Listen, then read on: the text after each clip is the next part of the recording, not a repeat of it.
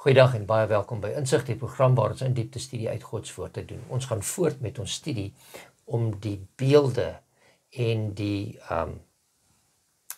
gedagtes wat ons kry, wat profesie vir ons beskryf, beter te kan verstaan. En vandag gaan ons kyk na 'n paar van die psalms wat vir ons 'n kontras gee en hoe ons kan verstaan wat in Openbaring in die profesie vir ons uitgebeeld word. Vandag saam met my in die ateljee, leraar Peer Neuf van die Noordwestelike Distrik.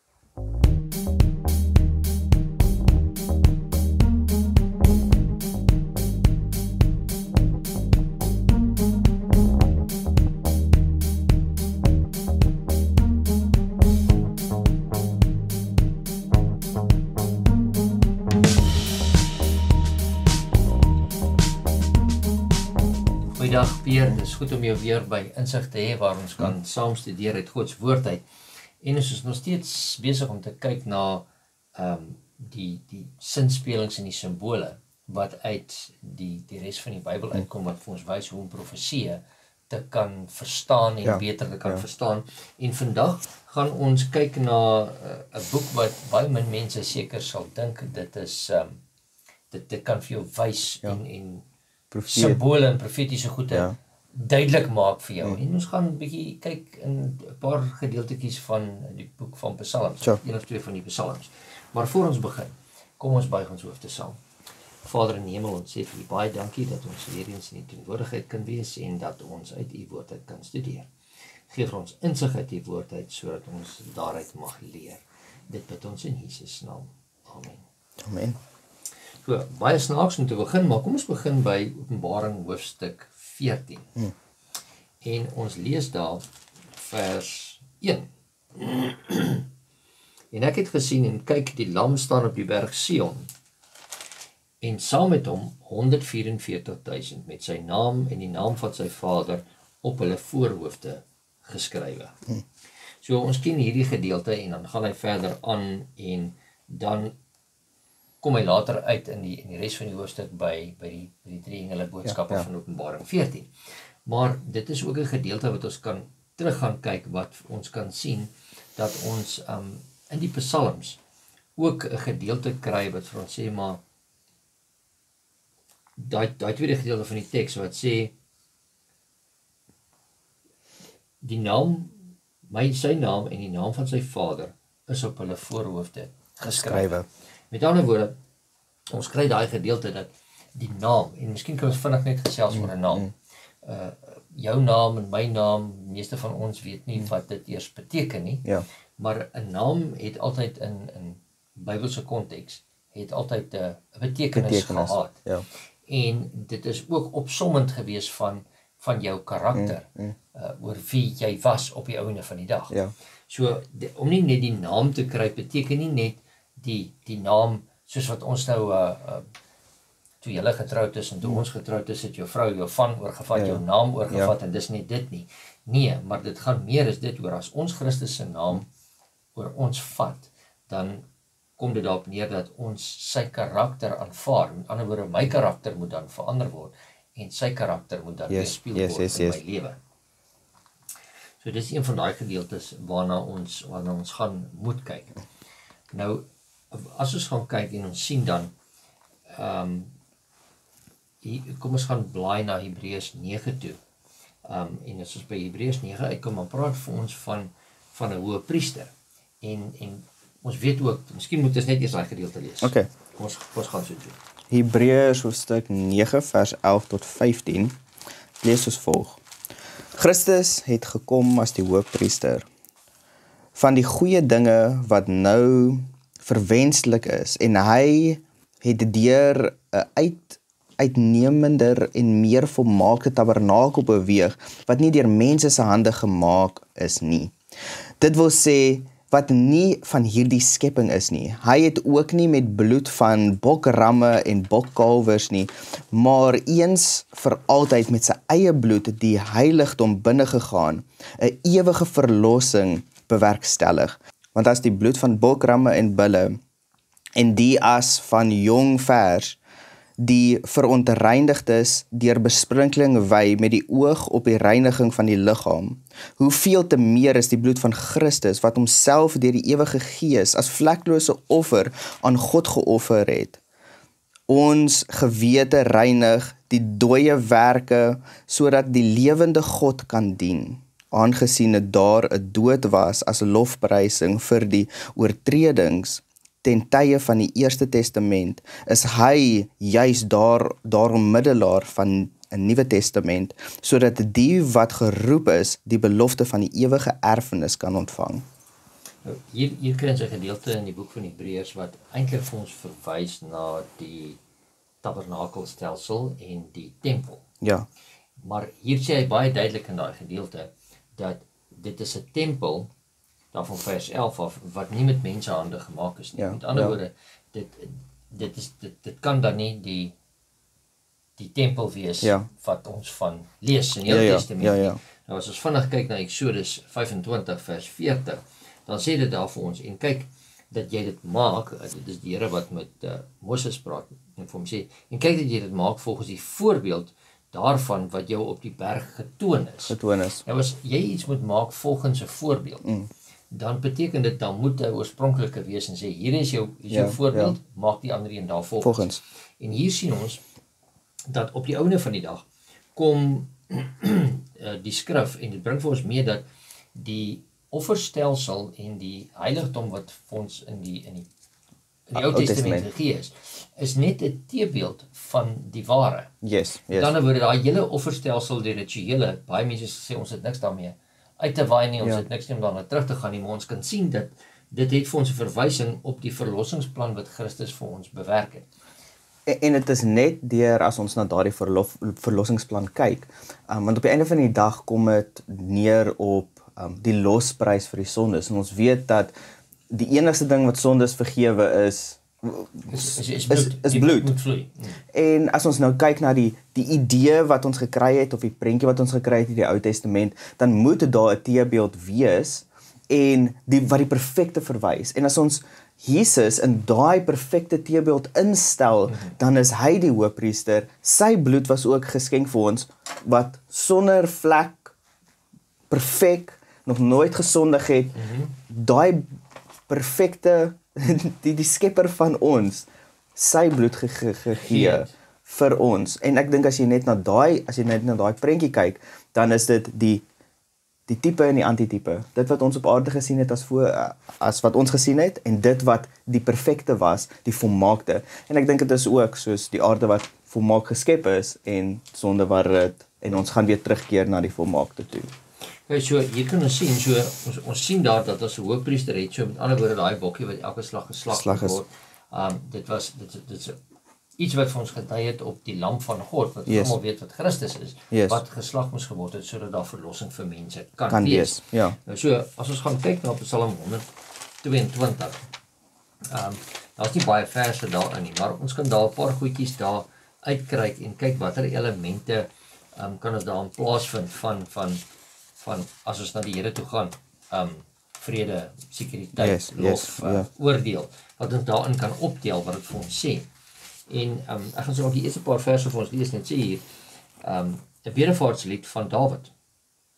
En dit gaan oor die goed aan Jerusalem. En Jerusalem word ook dan beskryf baie keer as Sion. Yes.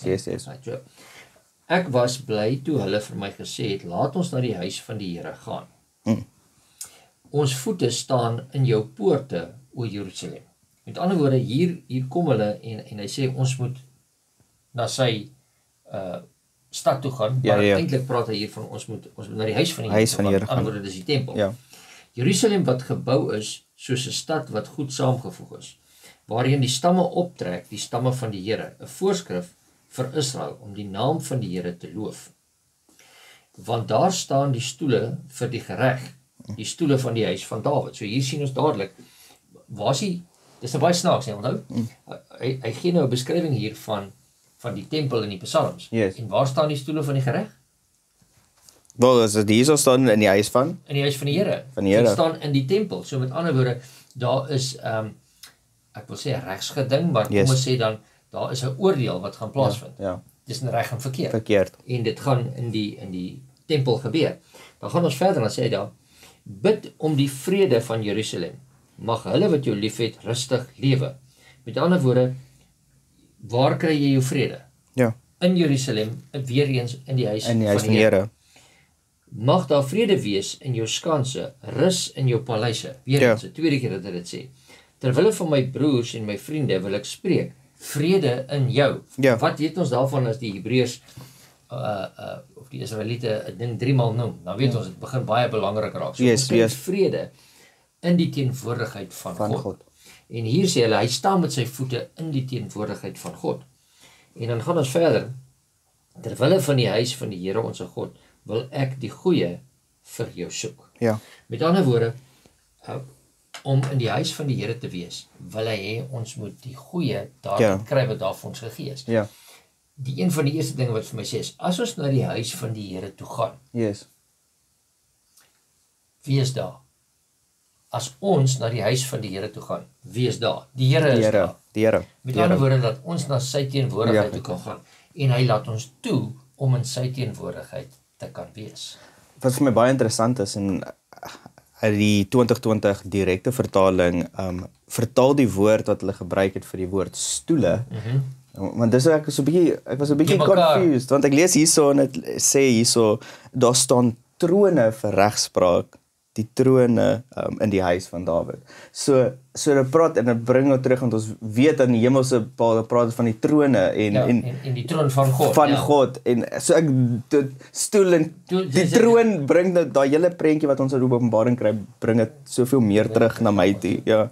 En die geregtigheid gaan sit en die trone is reg gesit, yes. Ja. So ons kan sien, hierdie een, die ander ene, ja, ons het maar altyd 'n uitdaging met baie keer met ons vertalings, ja. Maar ons sien dat daar 'n verband is tussen die twee wat ons daar kan sien staan. Die volgende gedeelte waarna ons kan gaan is, en miskien wil ek weer eens sê, kom ons gaan kyk, want ons weet, Openbaring is die boek wat ons baie van ons profesie kry. So kom ons lees dan, en ons is nog steeds in Openbaring hoofstuk 14, dan lees ons daai volgende gedeelte, kom ons lees die res van die gedeelte daar saam. Ons het vers 1 gelees, ons kan hom maar weer lees, tot en met vers 5. En ek het gesien en kyk, die lam staan op die berg Sion, en saam met hom 144.000. Nou, as ons nou gaan na ons vorige gedeelte, dan sien ons, ek staan met my voete in die tempel. In die tempel, ja. Hier staan 144.000, waar op die berg Sion, wat Sion verteenwoordig God waar sy huis is. Yes. En nou gaan hy verder en hy sê daar, met sy naam en die naam van sy vader op hulle voorhoofde geskrywe. En ek het 'n geluid uit die hemel gehoor, soos die geluid van baie waters, soos die geluid van 'n harde donderslag. En ek het die geluid gehoor van siterspelers wat speel op hulle siters. En hulle het 'n nuwe lied gesing voor die troon en voor die 4 lewende wesens en die ouderlinge. En niemand kon die lied leer nie, behalwe die 144.000 wat van die aarde vrygekom is. Dit is hulle wat hulle self met vroue nie besoedel het nie, want hulle is maagdelik rein. En dit is hulle wat die lam volg waar hy ook heen gaan. Dit is hulle wat gekoop is uit die mense as eerstelinge vir God en die lam.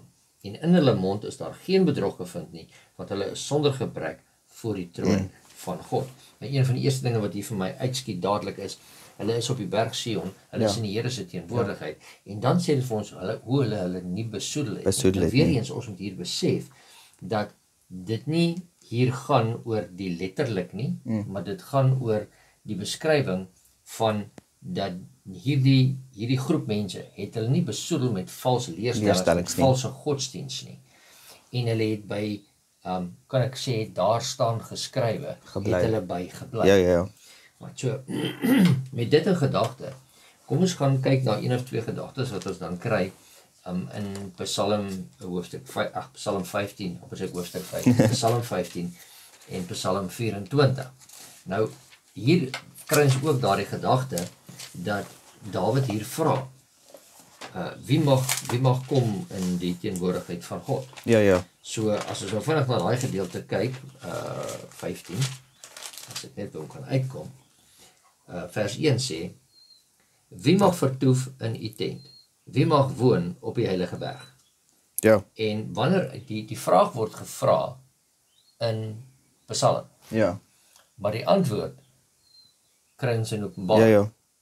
Dis is asof hy so saamwerk. Ja. Die een vra die vraag en die ander een antwoord op. Nou ons het Ja. dit klaar gelees. Wie mag staan die 144.000? Ja. Wie's hulle? Hulle is hulle wat hulle nie besoedel het met die Here nie. En ek dink as jy selfs hoofstuk 15 lees, dan gee hy daai antwoorde. Hy wat onberispelik leef. Ja. In sy oë in sy oë die een wat verwerp is. Ja. vir die wêreld. So ek dink in hoofstuk 15 dan gee dit vir jou die antwoorde. Iemand wat opreg lewe, wat van harte die waarheid praat is van die woorde wat in vers 1 in vers 2 gebruik word. So dit gee vir ons daar die beeld, selfde woorde wat in Openbaring is, wys dit nou vir ons ook hierso. Is nog interessant dat Psalms ook vir ons profetiese goeders kan lees. uitlê en dat ons ook dieselfde antwoord kan kry as Yes, ons daai yes. kant kry. Nou as ons kyk na Psalm 24, dan bring dit vir ons daar uit in vers 3 en dit sê wie mag klim op die berg van die Here? Dis daai selfde vraag amper wat ons kry in Psalm 15. Wie mag daar staan? En weer eens, ons kry die antwoord in Openbaring. En hy sê daar vir ons, wie mag daar staan? Hulle wat hulle nie besoedel het. Met die verkeerde dinge nie, soos ons nou net gesê het. So is baie interessant vir ons, en dan, dat hy hier praat op die berg van Sion, weer eens, die berg Sion verwys vir ons na, dit is mos synoniem met waar die tempel gebou is. So ons weet die tempel is op die berg Moria gebou, maar Sion is mos verwys vir ons na die stad van Jerusalem. En as jy na die stad verwys het jy na die stad verwys, maar eintlik het jy ook verwys na die plek van aanbidding. Daar waar die Here is. So met ander woorde, dis mos jou Jerusalem. So, dis baie interessant dat ons daarby kan uitkom. En na al daai dingetjies kan kyk. So, dis baie interessant vir ons, dat ons kan sien dat ons dinge kan optel in die psalms. En dat dit vir ons 'n duidelikheid kan gee oor sekere dinge wat Openbaring is. It's amazing, ja. Net so terloops, meer as 2/3 van die boek van Openbaring is eintlik aanhalings uit die res van die Bybel. Ja. Met ander woorde, as jy sê jy kan nie Openbaring verstaan nie, dan gaan lees net waar die gedeeltes aangehaal is, en dan behoort jy te kan verstaan waaroor Openbaring gaan, of die grootste gedeelte daarvan in Openbaring vir ons geskryf staan. Maar dit gaan nie net om in die teenwoordigheid van die Here te wees en wie kan daar staan. Die Here het ook vir ons gesê, ek wil vir jou 'n nuwe hart gee. Ek wil jou hart van klip uithaal en ek wil vir jou 'n hart van vlees gee. En hy het ook gesê dat ek wil die wet op die tafels van jou hart skryf. Nou ons weet dat die Here het sy wet op die kliftafels geskryf. Die eerste keer het hy self geskryf en dit self gegee vir Moses. Moses het dit stikkend gegooi. Die volgende keer sê hy, gaan maak weer dieselfde, skryf dit weer, maar dit moenie net op die kliptafels geskryf word nie. Dit moet ook op die tafels van jou hart geskryf word. So kom ons kyk na van daai gedeeltes. Kom ons kyk Exodus 33 vers 18 tot 23. As jy daai gedeelte vir ons kan kry, dan kyk ek vinnig na 34. Exodus 33 vers 18 tot 23. Daarop vra hy, laat my tog u heerlikheid sien, maar hy antwoord, ek sal al my majesteit by jou laat bywoon en voor jou naam van die Here uitroep, maar ek sal genadig wees vir wie genadig wil wees en my ontferm oor wie ek wil ontferm.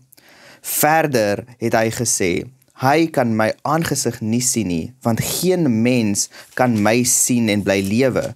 Ook het die Here gesê, hier is 'n plek by my waar jy op die rots kan gaan staan. Ek sal my heerlikheid verbygaan. Ek sal jou in die skeur van die rots stel en jou met my hand oordek totdat ek verbygegaan het. En as ek my hand wegneem, sal jy my van agter sien, maar my aangesig nie gesien word nie. So die Here sê hierso, hy sal ons beskerm, hy sal met ons wees, want ons kan nie sy heerlikheid aanskou, ons kan nie sy gesig sien nie. As gevolg van wat? Sy heerlikheid. Sy heerlikheid, maar ook as gevolg van ons sonde. Sonde, yes. So kom ons kyk wat sê Eksodus 34:1-7. Toe het die Here aan Moses gesê, kap vir jou 2 kliptafels soos die eerstes, dan sal ek op die tafels die woorde skryf wat op die eerste tafels was, wat jy verbrysel het. En hou jou gereed teen die môre en klim in die môre op die berg Sinai en gaan daar staan by my op die top van die berg. Maar niemand mag saam met jou opklim nie.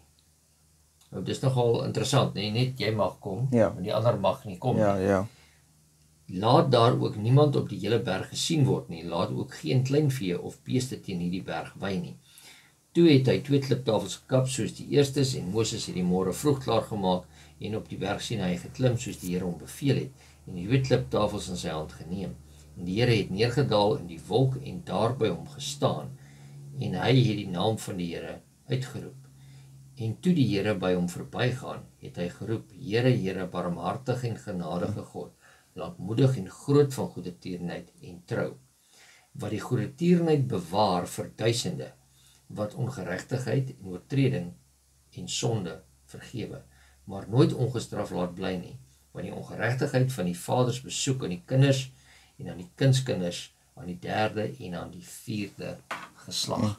Hier kry ons weer eens dat ons kry die kontras hier, dat die Here sê, niemand anders moet hier op die berg kom nie. Want anders as hulle op die berg gekom het of van hom geraak het, sou hulle gesterf het, as gevolg van hulle sondigheid. Maar hier kom die Here af en hy beskerm vir Moses om nie te sterwe terwyl hy baie nader in die teenwoordigheid van die Here is.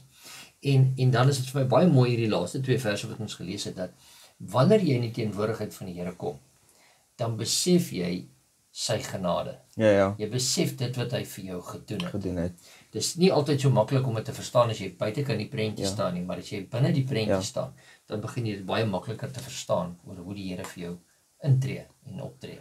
En ek dink ook in hierdie geval soos wat ons hierdie skryf met die wet op ons harte, ek dink ek wil dit bietjie verder vat en sê dit praat hierso dan van dit moet ons karakter word. Basies daai heerlikheid, sy naam, dit is sy karakter. Ons op die einde van die dag moet die Here se karakter aanneem, want ons weet hierdie dinge dui na dit toe. En dit is vir my so belangrik en so mooi, die Here het letterlik vir ons hierdie padkaart geteken van hoe kan ons verlossing kry, en selfs in die boeke van Psalm wys dit na hom toe. Soos byvoorbeeld Psalm 119 vers 55 sê, Here, in die nag het ek gedink aan u naam, ek het u wet onderhou. Ja, en dit is nog vir my snaaks, hy sê daar in die nag. In die nag. En ons dink partykeer as jy so 'n bietjie wakker lê in die nag, dan dink mense mos oor dinge, as jy nie kan slaap nie. Ja, en hier kom hy sê, ek het in die nag daaraan gedink, aan die naam. Aan u naam? Ja, met ander woorde, u naam, en dit gaan nie net oor die naam, kom ons sê Jehovah nie. Dit gaan oor die naam, die karakter van die Here. Met ander woorde, wat hy gedoen het, is hy 10 gedink in die karakter van die Here en gesê, joh, ek skiet 'n bietjie ver te kort aan daardie karakter van die Here. En dan sê hy daar, die uiteinde daarvan is, en ek het die wet onderhou. Met ander woorde, ek probeer die karakter deel van my lewe te maak. Dit is wat ek probeer doen, om daarin te kan lewe. So dit is baie interessant wat ons daar kry, wat die Here dit vir ons gedoen het. As ons nou gaan, kom ons gaan na Psalm 5 toe. Dis nie 'n baie lang Psalm nie. So ons kan die hele Psalmpie nee, dit is nogal redelik, hy is 'n bietjie langer as wat ek gedink het. Dis 'n gebed by die môreoffer. En die Here kom daar en hy sê, in hierdie Psalm skep Dawid skerp kontraste tussen hulle wat verlore is en hulle wat gered is. En ons kry daai selfde kontraste in Openbaring 14 vers 1-12. Alright, so kom ons kyk 'n bietjie, as daar seker is goedetjies wat ons daar kan optel. Kom ons kyk vers 5. Vers 5. Ja, U is 'n God wat goddeloosheid nie duld nie. Boosheid kan by U nie vertoef nie. Met ander woorde, hy sê daar, sorry, hierdie dinge word nie geduld toegelaat nie. Yes. En as ons nou verder gaan, Kom ons kyk 'n bietjie wat sê, of miskien moet ek vinnig soontoe blaai, dan bly jy daar by die een gedeelte by daai kant in Openbaring hoofstuk 21. Okay. Dat ons die kontraste Dat ons die kontraste tussen die twee kan sien. Okay. 21 vers 3. Dit sê hierin, ek het 'n groot stem uit die hemel hoor sê, kyk, die tabernakel van God is by die mense, en hy sal by hulle woon, en hulle sal sy volk wees, en God self sal by hulle wees as hulle God. Nou hier sien ons, in vers 5 sê hy, die goddelose kan nie by die Here wees. Kan nie by die Here wees nie. En hier sê hy, nee, maar julle woonplek gaan by die Here wees. By die Here wees. Nou, dadelik moet 'n mens nou tussen die lyne kan lees, nee. So, gaan hy die goddelose wees wat daar is? Nee. Dit gaan die wees wat die naam van die Here, soos ons nou gesien het in die ander Psalm, wat sy naam in die nag dink aan sy naam En sê ek en sy wet onderhou. Yes. Ek dink die volgende is vers 8, hierso by my, as ek dit nie mis het nie. Ja. Het lees soos volg: Maar ek mag op grond van u oorvloedige troue liefde na u huis kom. Uit ontzag vir u buig ek in aanbidding na u heilige tempel. So Sê maar. So hierdie enetjie wys weer dat God, nommer 1, God het ons oorweldigend lief. Ek dink is baie keer, ek dink ons as mense kan daar ons kop om dit sit van hoe lief God eintlik ons het nie.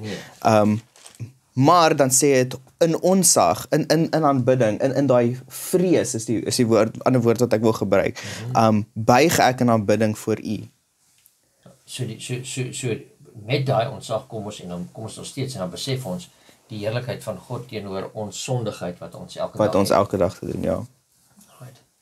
So as ons nou kyk, dan sien ons daar, as ons kyk na die drie engele boodskap, en ons kyk wat Openbaring 14 vers 7 vir ons sê, en hy het met 'n groot stem gesê, vrees God en gee hom heerlikheid. Yes. Met ander woorde, dit kom op dieselfde gedagte deur. Ons kom in sy teenwoordigheid, ons besef hoe sondig ons is. Gee hom heerlikheid, want die uur van sy oordeel het gekom, en dan bid hom wat die hemel en die aarde en die see en die waterfonteine gemaak het. So die een verwys vir ons na die ander een. Na die ander een.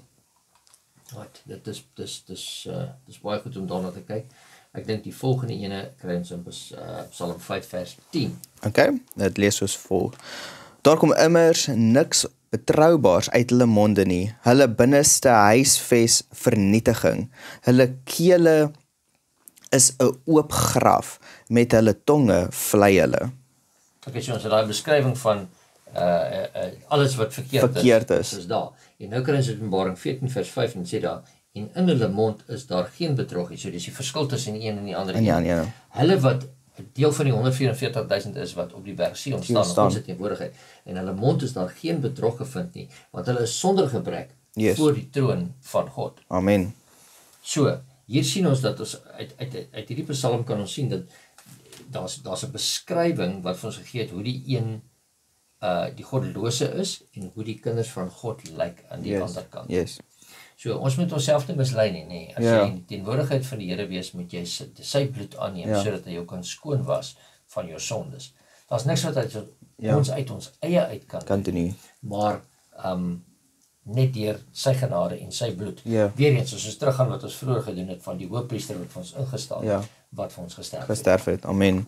En ek dink dit is wat ek ook uit hierdie stuk uitkry, en ek dink ook wat na my hart toe praat, is die wat hy sê hierso, dit wat regverdige dinge doen.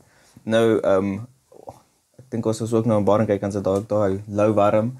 Dis net van Baring was dit 3. Ja, dis net van as daar die ongeregtigheid is, jy sondig. Jy kan nie 'n bietjie dit doen nie, is okay nie. Dit is of reg of verkeerd. En ek dink dis wat hier duidelik uitkom.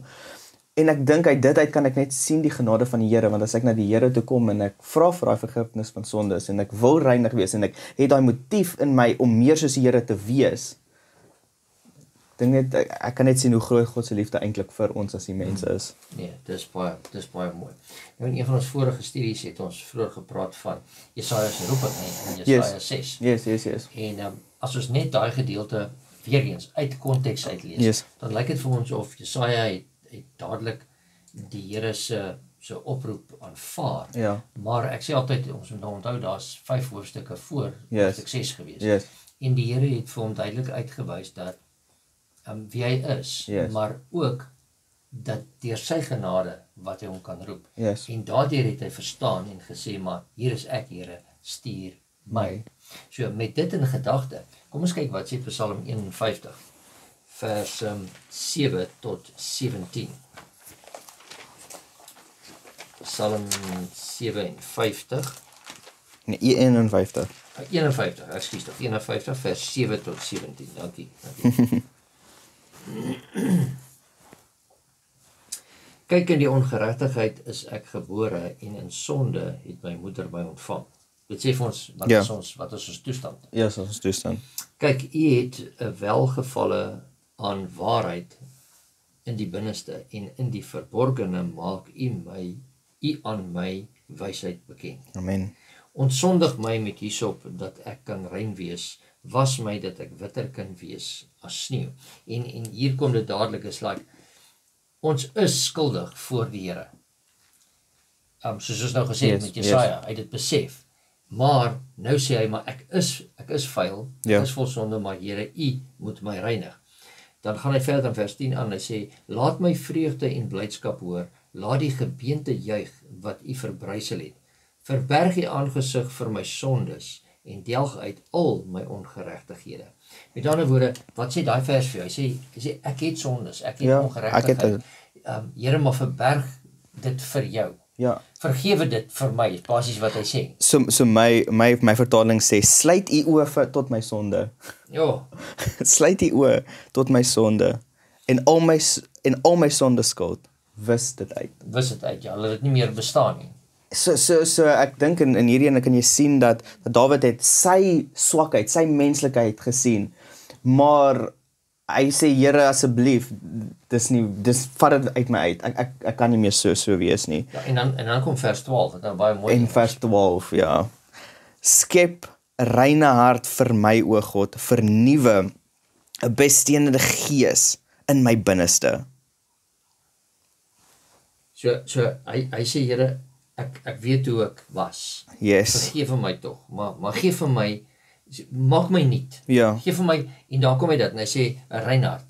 'n rein hart. Ek wil dit weer eens, dan kom ek na die gedeelte wat sê, ek wil julle harte van vlees, of julle harte van klip uithaal, of julle harte van vlees gee. Met ander woorde, Here, laat my karakter wees soos u karakter. Yes. Sodat ek meer soos u verander my. Ja. Ek wil nie in hierdie sonde skuld meer lewe nie. En vers 13 is ook vir my, moet my tog nie wegdryf uit die teenwoordigheid nie. Moet my nie wegneem nie. Laat my die vreugde oor u verlossing ervaar. Laat 'n gewillige gees my ondersteun. Ja, ek wil nou amper sê, nou wil ek weer sê, hierdie vertaling, ek hou van hierdie ene wat jy lees. Is hy mooier? Of jy verwerp my nie van die aangesig nie, Ja. en neem u Heilige Gees nie van my weg nie. Amen. Met ander woorde, u Gees is daar. Ja. Al het ek gesondig, al maak ek u seer elke dag, moenie u Heilige Gees van my wegneem nie, want dit is die een wat my kan oortuig van sonde. So, Hier sien ons baie gedeeltetjies wat ons nou uit 'n paar psalms uitgekry het, wat vir ons verwys die ooreenkomste wat ons in die psalms gaan raaklees en wat ons in die boek van Openbaring kan kry, maar ook die teenoorgesteldes. Yes. Wat hier is vra ons die vraag, daar kry ons die antwoord. Hier is ons dalk sondig, maar daar sê ons staan in teenwoordigheid van die Here. En hierdie laaste gedeelte van hierdie psalm sê vir ons het in die teenwoordigheid van die Here gekom. Amen. Net omdat hy 'n nuwe gees in ons geskep het en 'n nuwe hart vir ons gegee het. En nou kom hy vraag wat ons in die begin gevra het van, wie kan staan in die teenwoordigheid van die Here? Hulle wat hulle nie meer besoedel met al hierdie onreinhede, maar is ook hulle wat deur die Here se gees verander is. Dis hulle wat sy bloed aanvaar het, want daar kan net verlossing wees as gevolg van die bloed. Amen. En ek dink as ek nou hierdie gedeelte sien, nommer 1, ek wil weer herhaal hoe groot die Here se genade vir ons as mens is. Ja. En dat die Here hierdie planne gehad het reg van die begin af, dat hy sy seun gestuur het, die lam, vlekloos vir ons sonde te sterwe. En dan selfs vir ons uit ons sonde op te haal as ons daardie dryf in ons het, soos wat Dawid het. Here, ons kyk na u, ons sien u goedheid. Ons sien dan ons swakhede, ons sonde, maar Here, verander my. U het die Heilige Gees gestuur om my te lei. Is so mooi dat hy het hier stuur, dat die Heilige Gees hom moet ondersteun. As ek so die twee vertalings so saam lees. Die Heilige Gees om my te ondersteun, om my aan te dui en U wil in my lewe te bewerkstellig. En ek dink dit is so belangrik dat ons daai gebed in ons eie lewe moet bid. Dat ons daardie verhouding met hom hê, maar ook daardie ervaring dat die Here ons lewens verander en dat ons nie meer dieselfde sondige lewe is, dieselfde sondige, selfsugtige mens wie ek is, dat die Here dit verander, dat ons die Here se wil en sy karakter hier op aarde kan begin uitleef. Jo. Pierre, baie dankie dat jy weer eens hier saam met ons was en ons weer kon studeer uit Gods woord. Ons leer elke dag iets. Amen. As ons uit Gods woord uitstudeer. Sal jy so gaaf wees om vir ons af te sluit met 'n gebed? Kom ons sluit die oë saam. Dankie liewe Heer dat U ons God en ons hemelse Vader is. Dankie dat U vir ons al hierdie mooi waarhede hier in die Bybel vir ons uitgeskryf het. Heer, laat ons lewe kan getransformeer word volgens U wil. Heer, ons dankie dat daar krag in die woord is en Heer, ek bid dat U elkeen van ons sal lei om digter en naby aan die sy sal lewe. Heer, dat U ons sondes wat ons het, ons selfsug sal uit ons lewens uitvat. Heer, en dat U dit sal uitwis en vir ons U hart van vlees sal gee. Dankie vir U liefde en ek bid dat U die Heilige Gees sal stuur om met elkeen van ons te wees. Heer, laat ons U wil sal doen en dat Hy ons sal aankla oor die dinge wat nie volgens U wil is nie. Dis is ons gebed in Jesus naam. Amen.